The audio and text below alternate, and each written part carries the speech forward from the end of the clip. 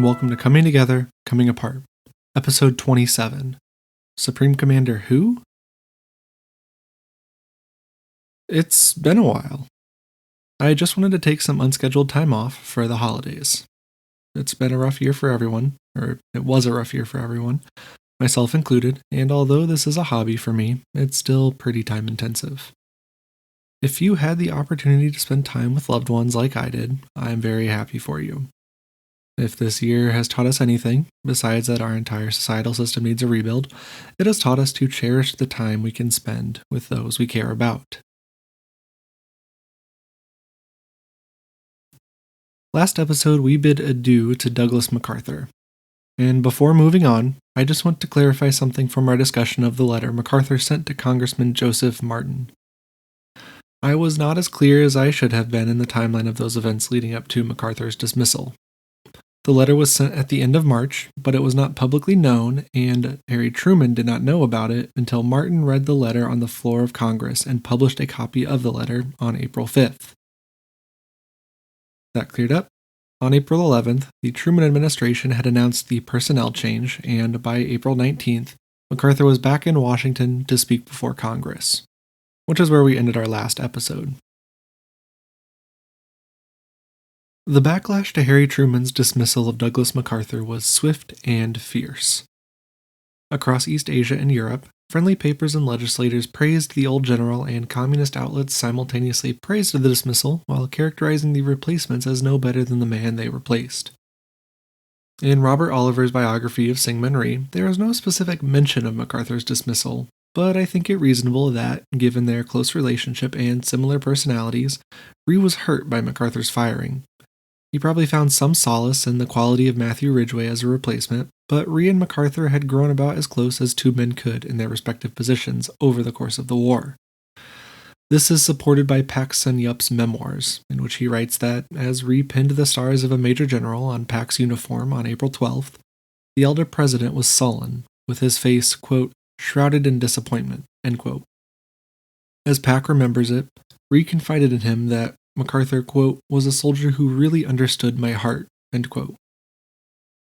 Stateside, right here from Chicago, the Chicago Tribune proffered the claim that Harry Truman could be impeached for, quote, usurping the power of Congress when he ordered American troops to the Korean front without a declaration of war, end quote, in retaliation for the dismissal.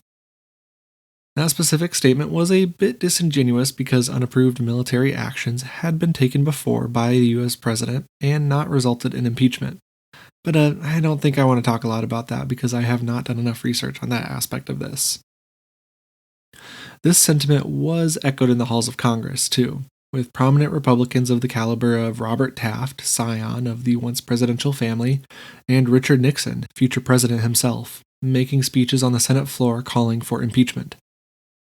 What defenders Truman did have in Congress were shouted down by their opponents, which is why MacArthur was given the privilege of addressing a joint session just over a week after his dismissal. According to Truman's biographer David McCullough, there are also two known instances of people burning effigies of Truman, one in Massachusetts and one in California, proof that this feeling spread all across the country. What I think was behind all this is that by April 1951, the United States was in the throes of McCarthyism and the Red Scare. High in the mind of many conservative opponents of Truman, who considered MacArthur an American hero, was a fear of a communist plot within the U.S. government. Much like the quote-unquote deep state conspiracy theories we have today, those angry with MacArthur's dismissal thought that communist bureaucrats were whispering in Truman's ear to remove those elements of the government that would keep American communism at bay. This is not demonstrably true, but the fear was very real and had very real consequences. Across the country, conservatives and war hawks criticized Truman's decision as one that would weaken the war effort in Korea and would weaken the overall defensive posture of the United States. In McCullough's words, quote, nothing had so stirred the political passions of the country since the Civil War, end quote. And I can't attest to the veracity of that statement because it's an immensely sweeping generalization of the intervening 9 decades of American politics, but it does show that this was a big deal at the time. The day after MacArthur spoke to rapturous applause in the halls of Congress, Truman threw the first pitch for the Washington Senators season amidst a hail of boos. In private communications, Truman thought his actions were the best possible decision he could have made and would be judged as such in due time, which is exactly what's happened, partially due to Matthew Ridgway's conduct of the war. For his part, Ridgway thought neither better nor worse of both Truman and MacArthur for the dismissal ordeal. In his own memoirs of Korea, he writes of Truman that his administration, quote, was not seeking to appease our enemies, but rather wanted to avoid a universal Holocaust, end quote. And, quote, my own feeling toward MacArthur was always one of profound respect, end quote. Ridgway continues on to say that the real reason MacArthur was dismissed was not because of any plot, but because of a simple disagreement on policy between two men, one of whom unequivocally held dominion over the other. That disagreement was that MacArthur wanted action against Communist China, and Truman wanted to maintain a limited war in Northeast Asia as much as possible. This disagreement could have remained private between Truman, MacArthur, and their aides and assistants, but MacArthur going public with his opinion on the matter was when his dismissal became necessary. As a self-styled patriot, MacArthur saw just two outcomes for the Korean War: victory and stalemate. And as a patriot, only victory would suffice. Victory at the cost of atomic escalation was not a victory Truman could abide. Thus, as Ridgway saw it, MacArthur had to go. Continuing the logic of MacArthur's drive for victory, Ridgway writes that MacArthur could not contain his ambition to Korea, or Northeast Asia, or even Asia in totality. MacArthur wanted victory over global communism entirely, which would certainly require nuclear war. And although MacArthur's proposals were given serious thought and consideration by the Truman administration, they were never the first choice of MacArthur's superiors. Ridgway rightly argues that the real issue at hand, the principle of civilian control of the military, as encoded in the U.S. Constitution, was caught up in and obfuscated by all the other issues and confounding factors. Had the matter been portrayed accurately and simply, he was sure the whole stink would have disappeared overnight because the issue was so cut and dry. Those confounding factors, though, of MacArthur's heroism and leadership, of the threat of global communism to the United States, and of the domestic political discord surrounding the war and international relations in general at the time, all converged on this one action that should otherwise have blown over quickly. Whatever he thought of the matter, Ridgway knew he had a job to do, and he was more than willing to execute it to the fullest of his capabilities as a military officer. As he settled into his office in Tokyo, Ridgway took command of an Allied force preparing to move forward with Operation Dauntless, the second half of the rugged Dauntless dyad, the first half of which we discussed last episode. As a reminder, Rugged had the American 8th Army and attached non-American units push up to Line, Kansas, a line stretching across the Korean peninsula about 10 miles north of the 38th parallel. That line would form the base from which United Nations forces could embark on Operation Dauntless, which would push a salient another 10 miles north towards what was called in the papers the Iron Triangle. The Iron Triangle was a triangular area formed by three towns: Pyongyang in the north, Chorwon in the west, and Kumhwa in the east. Within and between these towns was a decent amount of communications and transportation infrastructure that, because the triangle sat in the smack middle of the front, formed a nexus of movement for the communist forces both across the front and between the front and reserve zones. So, when we're picking up our story this week, UN forces have pushed to Line, Kansas, and are preparing to begin Operation Dauntless. Not to take the Iron Triangle, remember, just to threaten it enough to limit its usefulness to the communists. For about 9 days after MacArthur's dismissal, though, nothing really happened in Korea. Or, at least, there wasn't any notable communist activity in the eyes of the UN. There was some stiff resistance that first or second day in the center of the line, but that collapsed pretty quickly under withering artillery fire. A Chinese document, captured by UN intelligence officers in early April but dated to mid-March, could explain why there was little contact across the entire line. Paraphrasing Billy Mossman, this memo defined the nature of roving defensive warfare, or defense through movement without regard for ground lost or gained. Such tactics would, quote, conserve our own power, deplete the enemy's strength, and secure for us more favorable conditions for future victory, end quote. Mossman correctly points out the similarities to Ridgway's tactical mindset. And that's absolutely right. It's kind of eerie how similar those two philosophies are, because Ridgway's offensive goals were matched by the Communists' roving defensive warfare. That means that Dauntless, for the most part, was uneventful. The advance to Line, Utah, about 10 miles north of Line, Kansas, was relatively quick, and the move to Line, Wyoming, was set for April 21st. In the advance to Wyoming, no evidence was found of a communist offensive. There was an inkling of an idea that one would be coming. 8th Army intelligence had interrogated captured prisoners of war that said communist forces were just waiting on reinforcements to launch another attack, and expected an offensive to begin in the last week and a half of April. That there were no signs of an attack on the ground, though, meant that Dauntless pushed ahead unencumbered. For now. UN aerial reconnaissance on the morning of the 22nd reported large masses of advancing Chinese and North Korean soldiers. The commander of the American 24th Division, General Blackshear Bryan, which is just a great name, radioed his superiors at I Corps HQ that he expected to be attacked by 9 p.m. that night. His timing was spot on, as the Communists launched their fifth phase offensive, the Spring Offensive, as the moon rose on the night of April 22nd. The fifth phase offensive was, like the others before it, intended to push the Imperials and traitors off the Korean peninsula. The first step of that plan was to again capture Seoul, that ever-present linchpin in any north-south movement in Korea. To achieve that objective, General Peng De-wai had about every available People's Volunteer Army and Korea People's Army unit moved to the front line north of Seoul, totaling, according to Mossman, about 270,000 soldiers.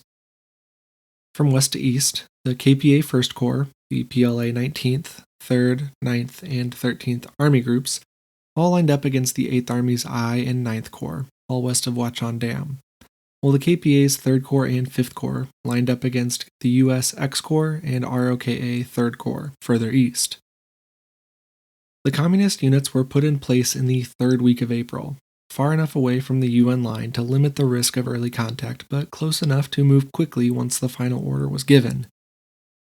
Mao approved Peng's plan on the 13th of April, especially the directive to save as many abandoned UN trucks as possible to improve the Communists' transportation network in Korea, and hopefully fix some of the supply issues that had brought an early end to previous offensives. To really set a trap for UN forces, orders were given for a brief retreat on the 17th, repeating the tactics of the second phase offensive back in November of 1950. Ridgway's reticence had filtered through enough layers of the UN command, though, to limit the effectiveness of that trap. The UN continued their slow advance without giving their enemy an advantage in the days leading up to the offensive. Despite that, Xu Gongxiang writes, Peng remained optimistic that this offensive would be the one to seal the deal. In a telegram, he wrote of the ideally quick destruction of 5 American and South Korean divisions and their attached British and Turkish forces, all in the western half of the front. Along the eastern coast, the ROKA 1st Corps just kinda hung out for a bit, with no major units across from them, but still unable to advance too much further north than their comrades on their left flank, for fear of providing the Communists an opening in the line through which they could encircle the 3rd Corps. Back west, the Communist attack hit the UN line like that boulder from the first Indiana Jones movie. Anywhere without artillery cover was quickly overrun, with anti-communist forces pulling back against the weight of the battle. The quick collapse of the ROKA 6th Division on the 22nd briefly opened the flanks of the US 1st Marine and 24th Infantry Divisions to attack. The reorganized units of the 6th Division were able to close the gap with the 1st Marines the next day, but the damage to morale was done, and the 6th was woefully unprepared for any coming fight. Along the Imjin River, crossings one by one were attempted and failed by the Chinese, attempted again, and eventually successfully completed under often withering UN fire, allowing Communist units free movement across the river and amongst the defensive positions of its southern bank. Further east around Inji, about 30 miles inland from the Sea of Japan, the KPA forced a salient into the UN line. It's about 50-50 on responsibility for this salient, with a swift North Korean attack causing the opposing ROKA divisions, the 5th and 3rd, to collapse. While this was relatively chaotic, the line was stabilized enough to limit the risk of a quick breakout. This was in line with Ridgway's prime directive to prioritize soldiers and equipment over territory. On the 23rd, with aerial reconnaissance reporting large vanguard forces moving south towards U.S. Marine positions in the center of the front, the withdrawal from Line Kansas to Line Pendleton began in that area, although it had been happening in some areas of the front already in the form of a hasty retreat. This more organized withdrawal forestalled total collapse, although the only units really at risk of total collapse were those South Korean units that faced the earliest communist attacks on the 22nd and 23rd. That became a problem not just for the commanders of UN forces in Korea, but for Syngman Rhee himself, whom we haven't talked a lot about, but he's there, just kind of in the background, mostly. Domestic South Korean politics certainly were a thing during the war, but the military men and foreign leaders were more important for the conduct of the war, generally speaking. I say that now, but that is certainly a belief that could be changed by a good argument. The collapse of South Korean units, really specifically the 6th Division, was a problem for Rhee and the ROKA Chief of Staff Chung Il-kwon because they were requesting equipment for 10 new divisions from the United States at the same time. Of course, when this request was received in Washington, they turned around and asked their commanders in Korea if it was a good idea. James Van Fleet, who really respected the Korean generals, thought it a horrible idea for the South Koreans to raise 10 new divisions when they could not even hold together those they had. This was not a failure of bravery or national patriotism, it was a failure of leadership, of officers both commissioned and non-commissioned. Until the professionalism of the ROKA officer corps could be improved, new divisions would face the same problems as the current divisions and, in Van Fleet's eyes, waste any new equipment provided by the United States. Along the western portion of Line Kansas, non-American, non-Korean units fought particularly hard against the Chinese advance. The British Commonwealth Brigade, Philippine 10th Battalion, and the Belgian Battalion specifically fought intense battles to maintain control of hilltops and valley passes during these couple days in late April at the beginning of the 5th Phase offensive. They held their part of the line for 3 days until, on the 25th, a general withdrawal to Line Delta commenced. That line was between 4 and 12 miles south of Line Kansas, and was never intended to be a meaningful defensive position. The next day, the 26th, withdrawal to the next defensive line, Golden, began. Again, this was all part of Ridgway's deprioritization of territory. As that movement was happening, with just a few instances of contact between UN and Communist forces along the line, Van Fleet drew up a new defensive line incorporating the western half of Line Golden and a northeast slant to the east coast, north of Yangyang. This new line, named, well, it didn't have a name, so everyone just started calling it the no-name line. It gave the UN command a line north of Seoul, right around Uijeonbu, as well as a good defensive line across the rest of the peninsula. This line also allowed those forces along the east coast the privilege of not having to withdraw without any enemy contact, and it gave those forces around Wachon that had seen continuous combat for the last 4 or 5 days the breathing space to close the gaps between defensive positions. Over the next few nights, communist attackers probed and prodded the UN defenses, at points punching mile-deep holes in the line before being contained. Over the next few days, the defenders withdrew a few miles at a time to prevent a disordered withdrawal before digging in temporarily for the night. As the intensity of the communist attacks decreased, as the 8th Army withdrew south, Van Fleet made the decision to hold Seoul. Now, this was not in line with Ridgway's directive, but Van Fleet thought the city important enough to hold given the situation on the ground. He gave the order to hold the no-name line through active defense involving heavy artillery cover, air support, and armored counterattacks, with further withdrawal across the Han River only acceptable under dire circumstances and his orders alone. The 5th Battle of Seoul was hardly a Battle of Seoul at all. There are 2 reasons for that. 1. The battle was hardly a battle, with the communist offensive severely weakened compared to just a few days prior. Captured prisoners had few rations or other supplies on them, betraying a lack of staying power to any advances the communists made against UN forces. During the night of the 28th, the only meaningful action of the battle took place between the KPA 8th Division and ROKA 1st Division, with the KPA attacking around midnight before being pushed back by heavy artillery barrage, both from units on the ground and from the guns of the cruiser USS Toledo. The next day, UN air patrols directed an artillery barrage against a large buildup of communist soldiers that was later found out not to be preparations for an attack, but preparations for a withdrawal. And two, what battle there was could hardly be considered as taking place in Seoul. Yes, Seoul was the objective of the North Koreans and Chinese in these last days of April, but most of what could be called combat took place north of the city, around the capital's outlying villages. In total, in the last week of April, the 8th Army had given the Communists 35 miles of territory in return for a UN estimated 70 to 80,000 Communist casualties. With a relatively minuscule 2,000 UN soldiers killed or wounded, the UN response to the first part of the 5th Phase offensive had gone exactly to plan. Trade territory for time and enemy casualties, utilize the UN's strength of heavy fire support to its fullest extent, and carry out an organized withdrawal under artillery, armor, and air cover to limit UN casualties. The main reason that this first part of the 5th Phase offensive failed on the communist side of the equation is that the enveloping move Peng planned with the 19th Army Corps just did not work. And the main reason that failed was because of poor coordination between artillery units and infantry units.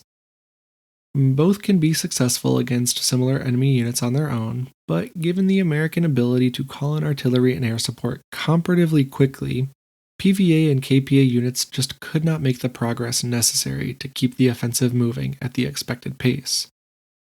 Even the 3rd Army Corps, in charge of the main thrust towards Seoul, was unable to make the rapid progress experienced in earlier offensives. That, though, was as much caused by the UN's active defenses than the inter-unit coordination issues of the communist forces. These early issues in the offensive were exacerbated by Mao and Peng's concerns that UN command was actually drawing them into a trap in an attempt to recreate the Incheon landing's primary objective of trapping communist forces between an amphibious landing and the front line. This was not the case, but of course they had no way of knowing that for sure. So, as April turned over to May, the 5th Phase offensive calmed down and entered a brief hiatus, giving everyone some respite. Because of the nature of his command, the Korean War never really escaped the shadow of Douglas MacArthur after his dismissal.